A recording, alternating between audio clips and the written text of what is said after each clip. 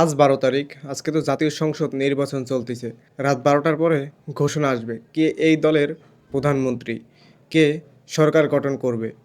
সবার উদ্দেশ্য করে একটা কথা বলতে চাই ভাই, এই বিভিন্ন জায়গায় দেখতেছি গ্যাঞ্জাম, মারামারি, হাঙ্গামা চলতিছে, কোপাইতেছে, মানে ঘরবাড়ি ভাঙতিছে।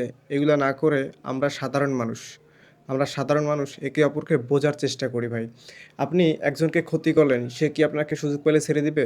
কোনোদিনও ছেড়ে দিবে না। সাপোজ আমি আপনাকে দিয়ে বুঝাই, আপনাকে যদি কেউ একটা আঘাত করে, আঘাতটা কি আপনার গায়ে লাগার থেকে বুকে বেশি লাগে? আপনার ওই কথাটা মনে থাকে যে ওই লোকটা আমাকে একটা আঘাত করছিল।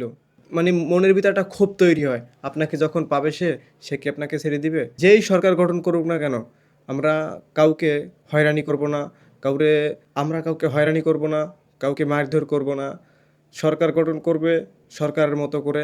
দেশটা আমরা সাধারণ মানুষ। নেতারা ঠিকই এক জায়গায় বসে চা খাবে। নেতারা ঠিকই এক জায়গায় বসে আড্ডা মারবে। কিন্তু আপনি আমি কি? শত্রু হয়ে গেলাম। তাহলে কি দিন শেষে কি দাঁড়াইলো ভাই? দিন শেষে দাঁড়াইলো আপনি আমি শুধু নিজেদের মধ্য নিজেরা ঝগড়া করতেছি দল নিয়া।